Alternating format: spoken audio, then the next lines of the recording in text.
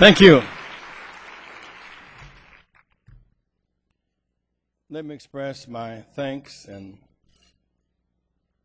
appreciation to my friend and brother beloved across these years who has done so much to build ideas and build relationships, who has built this progressive coalition to a school of thought, given us a place to rally together. No one has done it better and more effectively than Bob Borsage. We cannot take Bob Borsage's contributions for granted. It's rather unassuming and yet always so relevant and so caring and so passionate.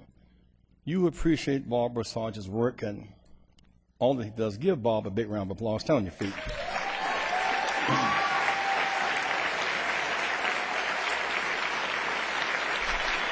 Let me hear you scream.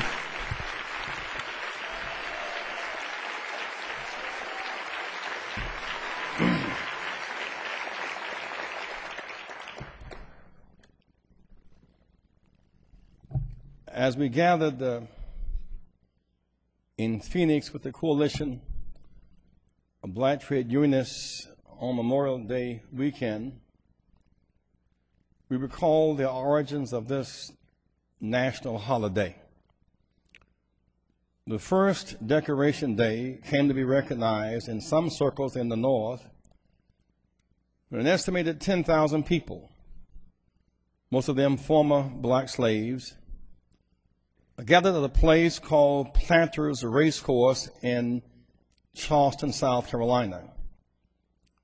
The racetrack was a prison for Union soldiers, of whom at least 257 died. The Union soldiers were buried behind the judges' stand in unmarked graves. The African-American citizens of Charleston, South Carolina, built a fence around the graves, landscaped the area, and painted a sign which read, "Martyrs of the Racecourse," on May 1st, 1865. The 10,000 blacks marched around the race course and formed a dedicated the Martyr Cemetery. Thus, the first Memorial Day was born. The Statue of Liberty was a gift from the French abolitionists after we ended slavery and the Union was saved. The struggle to make this a more perfect union continues. Which side of history are you on? The competing ideas of slavery, work without wages, and freedom, the values of the Union, of that of the states' rights, Confederates, which side are you on? Slave labor, scab labor, right to work, law ideology, a worker's right to organize freely and collectively bargain. Which side are you on? Equal, high-quality public education and health care and housing for all as a right. Or these protections are as privileges for the few. These lines are as pronounced today as they were 140 years ago. Whose God is God? The tug of war between these competing definitions of American democracy and theology. At the root of our struggle today to make this a more perfect union. Whose God is God? Is it the heart of our struggle? Is it a God of one supreme race, one supreme gender, the God of the rich young rulers? Or is it the God of mercy and grace and justice for all? Is it the God that condones slavery, denial of women's rights, denial of workers' rights, denial of education for all? Or is it the God of liberation, a God who finds joy in our reaching back for the least of these, our defending the poor and our setting the captives free? Do we serve a God of the rich young rulers who see life from the mansion down? Or do we see a God whose view of life is life from the manger up? who sees life through a door for all of us and not through a keyhole for the lucky and the few. Out of our theology comes our politics, our economics, our culture. Today we meet under intense pressure. Under pressure and heat, you can reshape iron into forms that lead to human progress. Rails and bridges and cars. Under pressure, if there is more alloy than metal, you can do something great. I must say today, I am not pleased with the Democrats, and I'm not scared of the Republicans.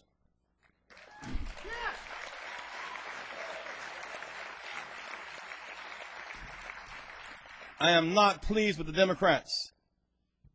I'm not afraid of the Republicans. We must frame a new partnership, not be a pawn in the struggle for our dignity and identity. Republicans, with their states' rights ideology, strongly attack us. Democrats offer a weak defense with a fuzzy ideology. Under their watch, we've become the brunt of NAFTA and now CAFTA and 3 strikes and you're out. Today, our struggle for the shared American dream, our struggle for equal protection under the law, equal access, equal opportunity, social justice, equal high-quality public health care and education as a human right is under pressure. Because there is such hostility toward the historical struggle for social justice and such radical polarization politically and economically, because there is so much political fraud in Washington and economic fraud on Wall Street, we feel the pressure. Pressure of headwinds and crosswinds, chilly winds, compounded by a land of groping darkness. If the last 2 elections had not been determined by voter fraud and manipulation, we would have felt a tailwind behind our back. There would have been a sense of celebration as opposed to anger and anguish, of the rightness of our cause, the soundness of our institutions, with better days ahead for working people in our country and in our hemisphere. Because of the outcome of these 2 elections, we're now into a kind of radical introspection that could lead to disintegration of our strength. It's called playing under pressure. We fought hard enough to get out the vote and win the games. We did not fight hard enough in overtime to count the votes and stop the fraud.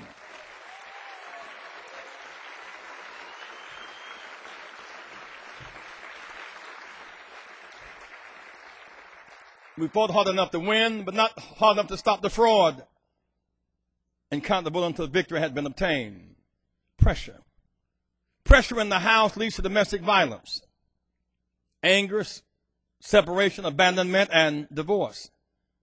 Pressure in the house of labor, the undermining of workers' right to organize. The role of the NLRB as a cushion for Tom DeLay for denial of workers' rights. Reduction of health benefits. Exporting jobs. Lack of access to our government. Politically targeted IRS audits has created pressure. Under pressure, we must reshape our priorities and increase our determination. We must not crack or come apart and divide.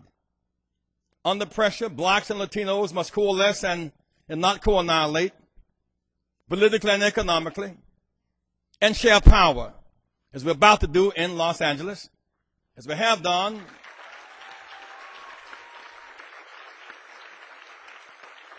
in Houston and Denver and Chicago. We must not fight each other over crumbs. Under pressure, we must not allow Mexican Americans, immigrants, to be used as pawns and blacks to be used as scapegoats. We must turn to each other and not own each other. Under pressure, the white progressives, the ideas and deeds and actions must look like the multiracial coalition that we dream about and that we talk about.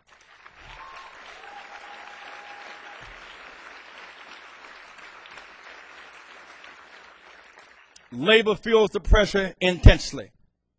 Labor may or may not have new leadership through a democratic process, But labor must not have new divisions for old structural problems and turn on itself. Anguish and panic under pressure will not lead to progress. When the storm rises, the mother hen makes room under her wings for all of the chickens. They do not scatter. The pressure is immense. The storm winds are fierce. We must not dissolve. Pressure. The growing gap between the surplus wealthy and the working poor. Pressure. The growing gap between CEO salaries and the workers. Pressure. Tax cuts for the wealthy and corporate elite. Job and health benefit cuts. Freezing minimum wage for working families. We feel the pressure. 50 million without health insurance. And the number is rising. The Iraq budget, a war of choice, $400 billion and rising, while states and cities face cuts in education and vital services. Pressure. NEA had to file a lawsuit because of a $27 billion underfunding of Leave No Child Behind. The administration granting another $80 billion for the new war, for the war in Iraq. We feel the pressure. Our present policy is to export jobs and capital and import cheap labor, guest workers, and products, as in Walmart and China. Pressure. Second-class schools and first-class citizens, first-class jails become, it rationalizes the need for more guest workers. We feel the pressure. Immigration, up from 500,000 to nearly 2 million a year. We need a hemispheric vision. Mexico is not a foreign nation. In reality, Mexico is not back door, it is next door. It is a partner with enormous potential that is now being manipulated, with which we must come to grips. Mexico purchases $250 billion a year in U.S. products, more than 5 European countries, Italy, France, UK, Germany combined. Mexico. 25 million American citizens, 25 million Mexican Americans live in the U.S., 15 million are U.S. citizens, 5 million undocumented, 5 million legal without full citizenship. We share 2,000 miles of border with Mexico. 1 million people cross the border each day.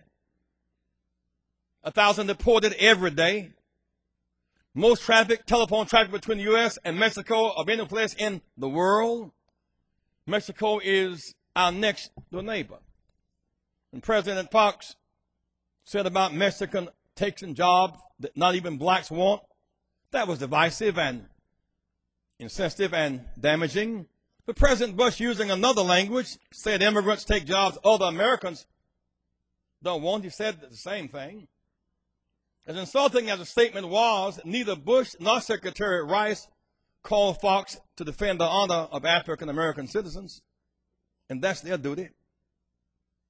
That's because the 10 million undocumented workers and those who are here working without status as citizens push down the job market. That's manipulation.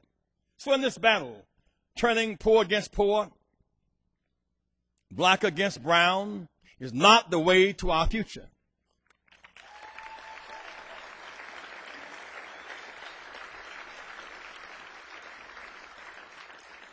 Illegal immigration didn't determine foreign content in autos and traumatize Detroit.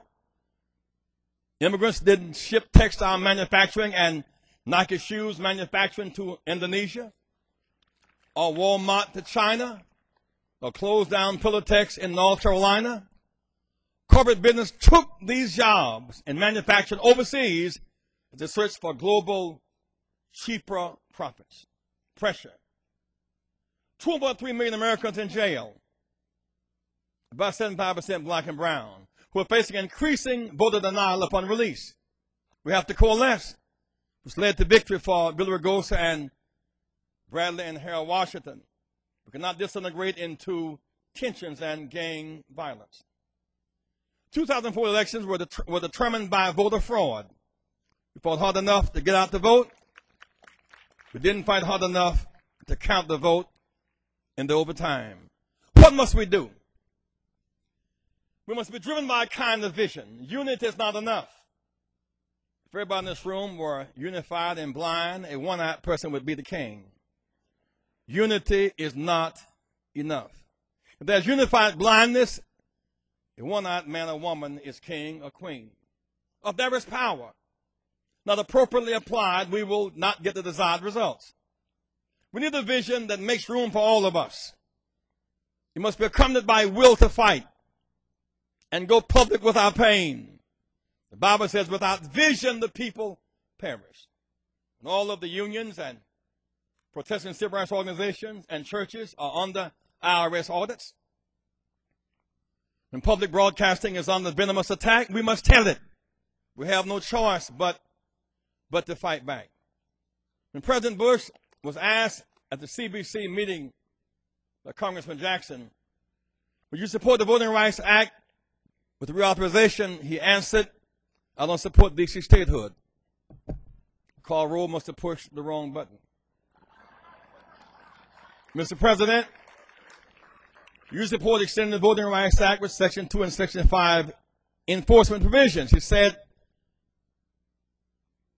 I don't know what you're talking about. When it gets to my desk, I'll look at it.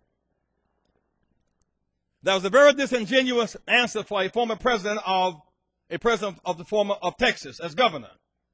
What does this mean? 2 weeks later, hear this. The state legislature in Georgia passed a bill reducing voter rights identification from 18 to 5.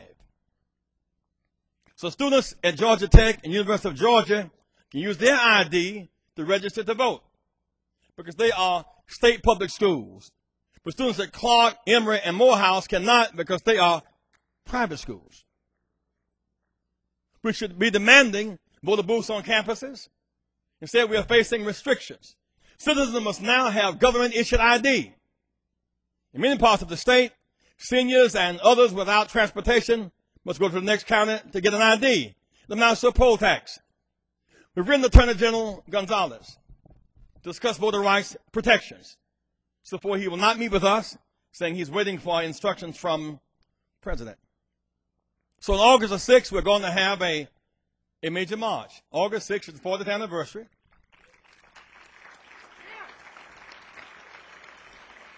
August 6th is the 40th anniversary of LBJ signing the Voting Rights Act of 1965. We must march. In Atlanta, Georgia, march to reauthorize Voting Rights Act. March for workers' right to organize. March for comprehensive immigration reform. March for the end to the war in Iraq. March for high quality health care and education for all. We must go back to the streets and march and fight back.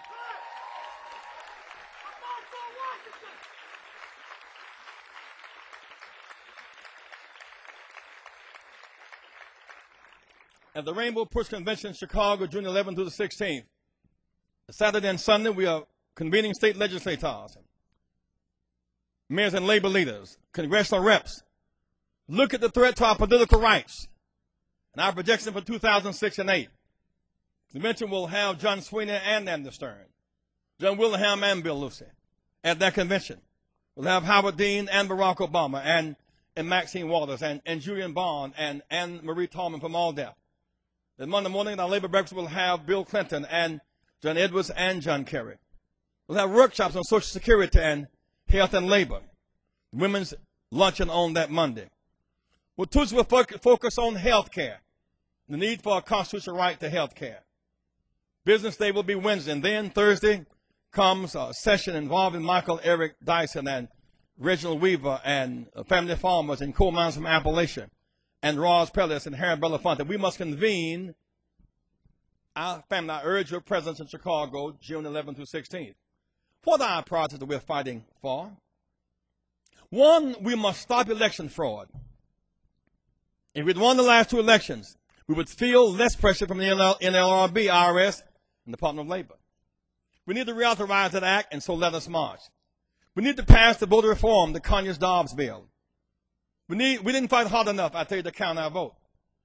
We need the right to organize and stop the right to work. For example, maids in New York, Chicago, who clean rooms, make $20 an hour.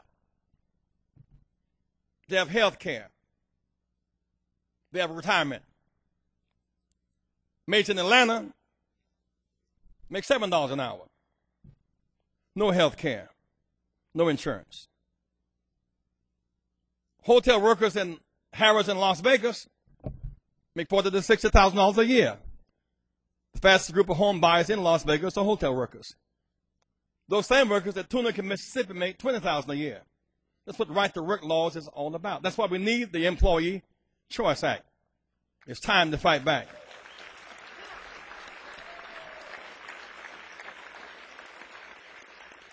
Our future is to confront the unorganized market. Let's go south. To challenge workers in the South to choose real economic needs over cultural insecurity and racial affinity. The Senate filibuster was a cave-in from a civil rights and labor point of view, not a compromise. It protected the minority in the Senate. It didn't protect minorities and labor outside the Senate. It was a bad deal. The records of Owen and Janice Brown called for a New Deal, called the New Deal a socialist revolution. Praised early 1900 decisions that struck down worker health and safety laws as infringement on the rights of business, and yet somehow this deal lets them through. We must fight to raise minimum wage for working people. Fifth health care initiatives in targeted states. Last year, Tony Hill did an amazing thing in that state. Put on the state initiative health care up or down. The people voted to keep it up. We fight for health care bill, but also fight for health care habits. In Illinois last year, fewer than 200 people died from an overdose of cocaine, crack, or heroin. Fewer than 200 people. 7,000 died from secondhand smoke. Self-imposed wounds and death. 65,000 died last year from secondhand smoke. Only 55,000 died from the Vietnam War. 65,000 secondhand smoke. 28,000 died a year from street violence. As we fight for a better health care system, we must also fight for better health care habits. It's the key to our living.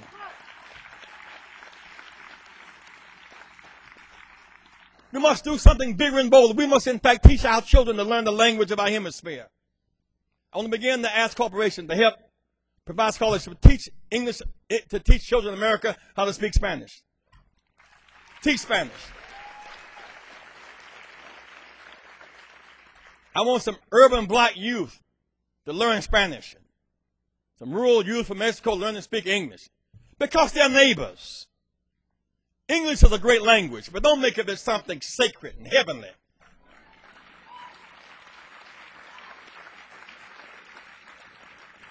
Jesus did not speak English.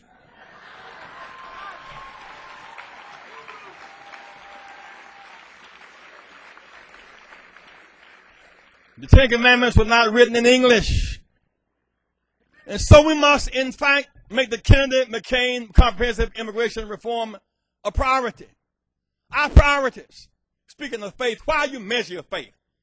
Jesus said, beware. He said, beware of wolves in sheep clothing.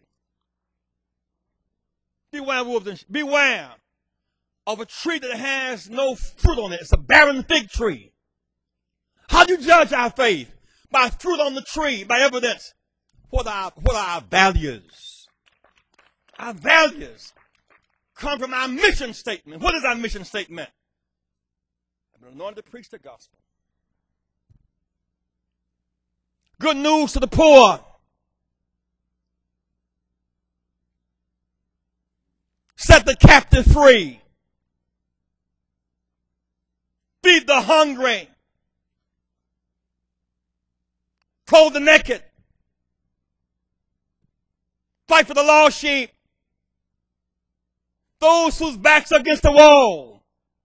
We must not cover up our faith and bow to rich young rulers. We must make this land our land and this world our world.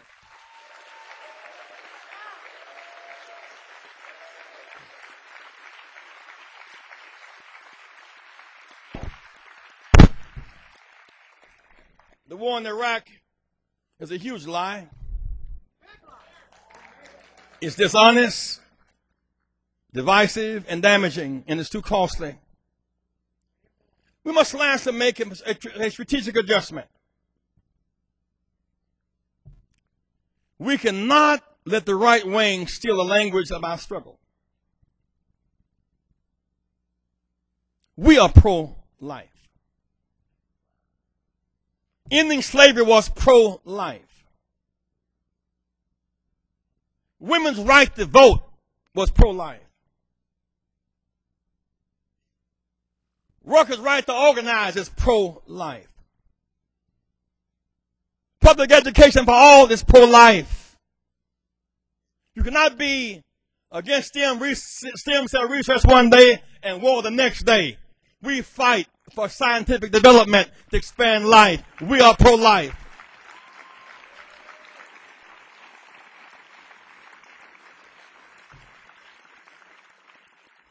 We represent the culture of life.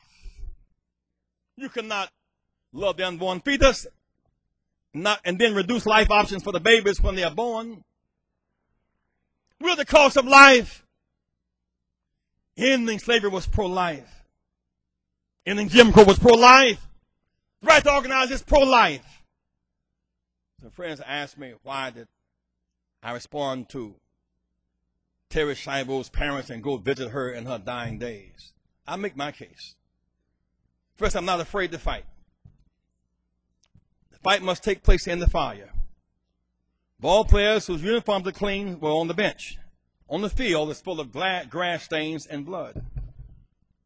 The right wing saw a woman dying, and I saw a woman dying.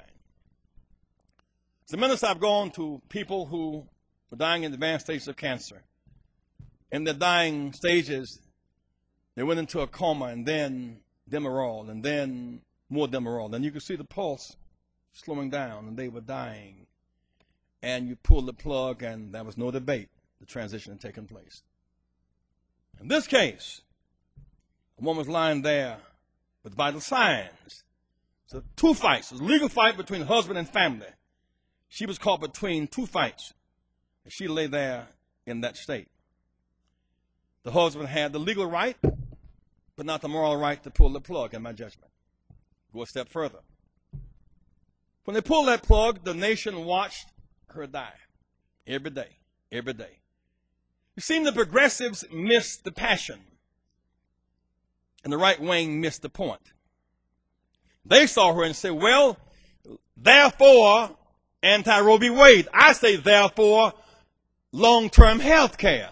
Therefore, Medicaid. Therefore, Medicare.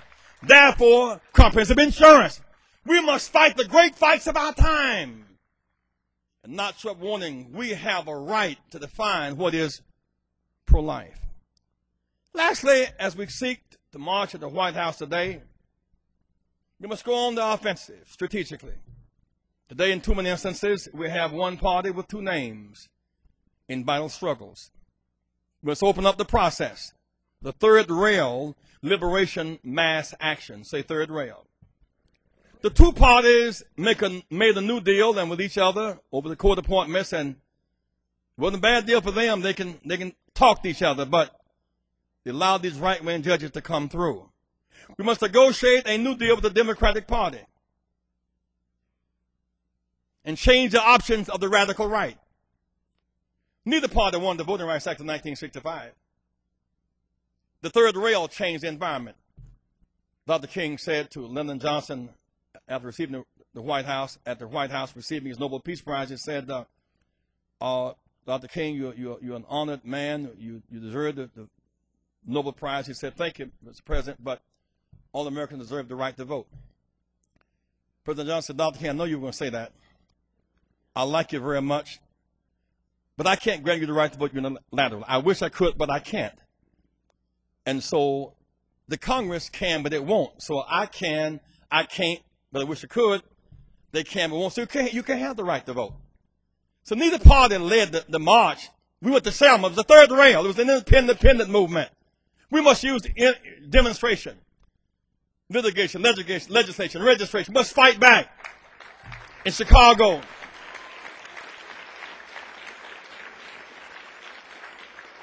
I'm not looking for a Democratic leader. The leaders are in the House. I'm looking for somebody who's going to fight right to work laws. The leaders are in the House. Those who are going to fight the war, the immoral Iraq war, leaders are in the House. Those who are going to fight for the poor in Appalachia, leaders in the House. Those who are going to fight against black lung disease, we need, leaders are already in the house. We don't need to import no leaders. In Chicago, there's something called the elevator train. On the third rail, there are two rails. There's rail 1, rail 2. There's the third rail where the electricity, where the juice is. You know, in slavery, the liberals said, be kind to them. Conservatives said, they're our property. Abolitionists said, in the system. The third rail. That's why our vision is on our best days. The women's struggle for the right to vote was third rail. Neither party sponsored it. The labor struggles in the 1930s were third rail. The 54th Supreme Court battle for equal education was independent. It was third rail. 1955 bus boycott against segregation was third rail. 664 public accommodation bill, the right to vote, was in fact third rail. The 84-88 rainbow campaigns were in fact third rail. And so parties must adjust to us. The party must join our struggle for liberation. They must join our struggle for liberation. We cannot join theirs for deliberation. Vanity asked the question, is it popular? Politics asked the question, will it work? Is it practical? Conscience asked the question, is it right? We must build an independent political struggle that will define priorities and behavior of both parties. Who is your friend? Jesus asked one day in the parable. Who is your friend? Who is your neighbor? He said, well, a man was walking down the street one day, attending to his business, and two thieves robbed him. They leaked behind the bushes and said, as the man lay dying, he said, watch this. One man, the man of religion, of his own religious denomination, his minister, his reverend, his rabbi, his man of God, saw him bleeding. The man felt some hope because he saw the religion leader coming down the street. But he walked to the other side. Prayer book in one hand, Holy Writ in the other hand, looking to heaven and going hellward, ignoring a dying man. Institutional religion. Another man saw him lying there of his own ethnic group, my own Levite, my own skin ethnic kin brother. And brother left him to die as well. What must be a coalition? A man came down from another race, another religion, another country, another culture, who spoke another language. He didn't even have a green card. He was a Samaritan. He stopped and helped him up. Beyond culture and color is something called character. Who is your neighbor? Who stands with you as we fight for justice and seniors, health care, public education, to end war? Who is your neighbor? I say labor and civil rights must build a strong, independent force to realize our dreams. If we do not rise up to protect our interests, who will? It's good for the healing of our nation. It's healing time. It's hope time. It's organizing time. It's fight back time. It's time to win. Keep hope alive.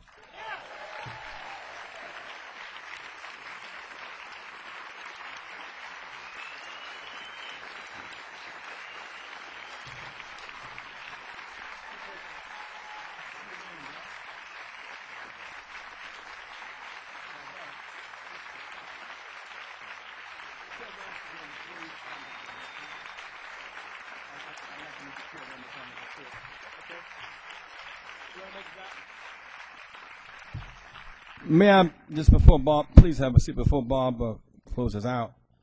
Coach Kim Gannon is a member of our board. Thank you, Sister Kim, been a member of our board. Those who really are interested, our convention in Chicago is next Saturday, June 11th through the 16th.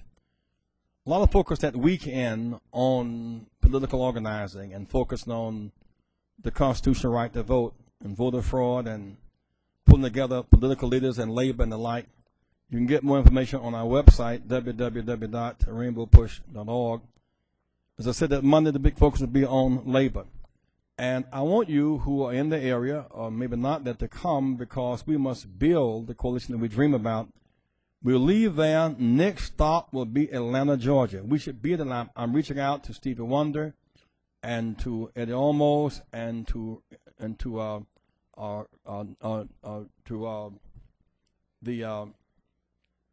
country and Western allies that we have.